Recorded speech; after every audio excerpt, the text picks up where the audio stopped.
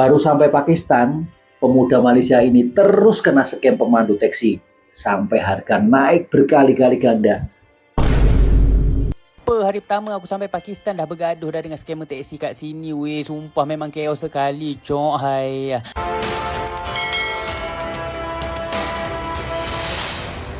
Jangan lupa subscribe YouTube channel Tamaji Seruput. Ya. Oke, terima kasih. Assalamualaikum warahmatullahi wabarakatuh. Salam sejahtera bagi sahabat-sahabat semua dimanapun berada. Semoga sentiasa sehat walafiat, dimurahkan rezekinya, panjang umurnya. Amin. Seorang pemuda daripada Malaysia yang travel ke Pakistan, tetapi baru saja sampai di sana dan mau naik taksi ke hotel, beliau terus terkena scam oleh pemandu taksi. Harga tambang tiba-tiba dinaikkan berkali-kali ganda hanya karena beliau orang luar. Dan situasi ini buat ramai netizen terkejut. Namun apa yang menariknya, pemuda ini tetap coba berpikiran positif dan menghadapi situasi ini dengan sabar. So, jom kita tengok videonya bersama-sama sehingga habis. Sebab di penghujung nanti ada momen yang buat ramai netizen terkejut dan tak sangka dengan apa yang berlaku selepas ini.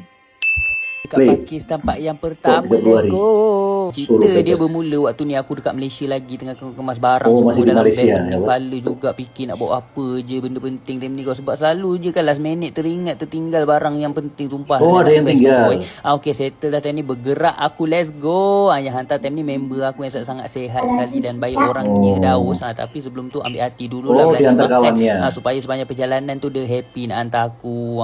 Settle makan kat sini time ni, dia ikut toasted nak print Pakistan punya visa, terlupa aku macam ya, lah kepala kemas baju tadi semua kan, sampai lupa benda yang paling penting sekali di dunia ini. Kalau tak ada kertas satu ni tak boleh terbang aku, tahu macam okay, let's go, bergerak ke airport sekarang. Selalunya kalau aku travel macam ni memang kawan-kawan lah yang akan hantar ke airport, sebab korang naik Grab mahal macam rezeki alhamdulillah ada kawan-kawan yang baik nak hantar, tinggal belanja makan je. Alhamdulillah sampai sudah di airport. Sebenarnya time ni aku dah lambat sangat, sejam je lagi kapal terbang nak terbang ke Pakistan. Nasib baiklah kapal terbang tu tunggu aku macam naik dari KLIA 1 Pakistan ni aku akan start daripada tempat yang nama dia Karachi. Betul-betul turun Karachi, Pakistan paling bawah sekali dalam map dia. And kalau korang nak tahu kan, Pakistan ni sebenarnya merupakan trik last minute. Aku tiba-tiba dapat ilham pergi sana lah. Dan untuk trik kali ni mission aku simple je. Aku nak pergi explore Pakistan ni bermula daripada selatan Pakistan sampailah bahagian utara, tempat pegunungan yang sungguh rupa indah sekali, 2 kali 3 kali di sana.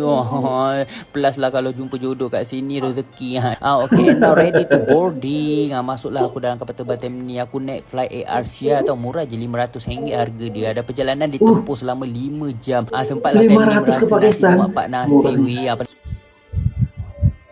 Bila tiket kapal terbang dari Kuala Lumpur ke Karachi, Pakistan hanya RM500, itu sebenarnya boleh dikira agak murah juga. Sebab penerbangan antara bangsa dengan jarak sejauh itu biasanya boleh jadi lebih mahal, utamanya bila musim cuti atau tempat last minute. Wajib makan sebelum kau keluar negara, sebabnya kau takkan jumpa lagi makanan Melayu yang seenak macam ni di luar sana. Waktu ni juga tiba-tiba dapat kawan baru Pakistan, katanya on the way nak balik kampung lepas tahun kerja kat dapat kawan baru. Muda lagi budak ni, baru 22 tahun. Alhamdulillah sampai dah di Karachi. Time ni waktu malam. Jadi aku ikut sanan je sebabnya dia offer diri nak tolong aku. Kita orang time ni pun dah jadi best friend. Dan welcome to Karachi, Pakistan. Akhirnya aku dah sampai dekat negara yang paling rare sekali di dunia ini, tau. Dan macam ni lah airport Karachi, memang style old school sikit gitulah. Airport dia kecil je, tak besar mana. Waktu ni aku hilang sanan dah, sebab lama sangat kat immigration tadi. Yang susah juga nak cari seorang Pakistan ni, sebab semua lebih kurang sama je muka diorang macam Alhamdulillah time ni nasib baiklah jumpa dekat tempat kaunter taksi. Waktu ni aku follow je sanan kalau nak naik taksi ke apa kan. Tapi aku tahulah takkanlah sanan ambil taksi kot diorang sini, mesti dia tahu apa modus operandi sini kan. Awal-awal kita orang dah tolak, dah tak nak, tapi lalas sanan termakan juga dengan pujuk rayu, berada taksi ni manis sangat. Lalas kita orang pun naik taksi, risau dah aku kalau harga mahal macam mana kan. Okay, sekarang ni kita orang bergerak menuju ke bus station Karachi lah, sebab sana nak cari bus untuk ke kampung dia. Memang jauh lah daripada sini dan aku tak kisah nak gimana lepas ni. Aku asalkan dapat keluar daripada airport tadi pun sudah lah, insyaAllah pandai-pandai lah aku hidup pas ni. Macam ni lah lebih kurang suasana malam dekat Pakistan. Memang tak ada rasa sunyi, penuh hon 24 jam punya atas jalan ni dalam 20 minit gitu kita orang bergerak kan, sampai dah di bus station Karachi. Waktu ni dah lewat malam sangat. Aku decide nak tidur hotel je. Susah sangat lah nak cari hotel murah dekat area dah malam time ni tau. Dengan duit Pakistan aku tak ada. Tapi time ni jugalah ada satu momen yang menegangkan. Sanan hampir nak bergaduh dengan pemandu teksi tadi tau. Sebabnya pemandu teksi tu dia scam harga kat kita orang. Awal-awal katanya RM2,000 untuk 2 orang. Alasas dia minta RM5,000. Macam wiper memang semat tau dia macam tu. Waktu ni aku Bayangkan betapa terkejutnya pemuda Malaysia ini. Mula-mula pemandu taksi Pakistan berjanji tambang cuma 2.000 saja. Tetapi sebaik sampai di hotel, tiba-tiba harga terus naik menjadi 5.000. Dalam keadaan penat baru tiba di negara orang, sudah tentu situasi serupa ini boleh buat sesiapapun panik dan bingung. Kadang bila travel keluar negara, kita memang mudah jadi sasaran scam karena belum biasa dengan tempat, bahasa, dan nilai mata uang di sana.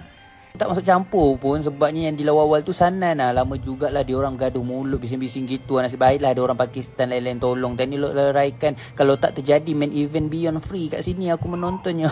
Settle time ni. Sanan ajak aku minum chai. Nak redakan marah dia semula lah. Lah aku tanyalah kan dia apa yang jadi semua. Tapi last dia kata dia bayar 2,000 je. Jangan nak ikut sangat harga dia orang ni. Kena berkeras juga. Yang untungnya aku lah sebabnya taksi tu Sanan yang belanja.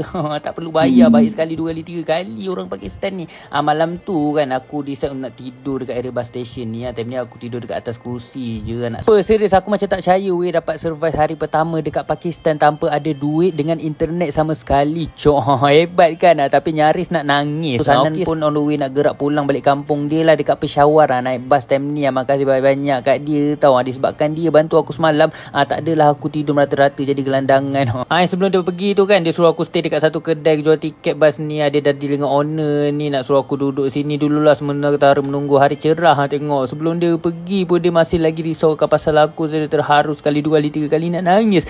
Kadang-kadang bila kita melihat orang travel keluar negara nampak seronok dan indah saja. Tetapi hakikatnya ada juga cabaran dan pengalaman yang tak disangka-sangka serupa yang dialami pemuda Malaysia ini. Apa yang berlaku ini bukan untuk memburukkan mana-mana negara, tetapi lebih kepada pengajaran agar kita semua lebih berhati-hati ketika berada di tempat orang. Dan saya salut juga dengan sikap pemuda Malaysia ini. Meskipun terkejut dan mungkin kecewa, beliau tetap tenang dan menghadapi situasi tersebut. Semoga selepas ini ramai pelancong lebih peka, lebih bersedia dan tak mudah terkena scam ketika travel ke luar negara. Sekian dulu video daripada saya. Terima kasih sudah menonton, lebih dan kurangnya saya mohon maaf. Jangan lupa terus tetap bagi sokongan kepada channel ini dengan cara subscribe, like, komen, dan share agar kita boleh sama-sama berfungsi pengalaman dan pengajaran serupa ini. Sampai jumpa di video berikutnya. Wassalamualaikum warahmatullahi wabarakatuh.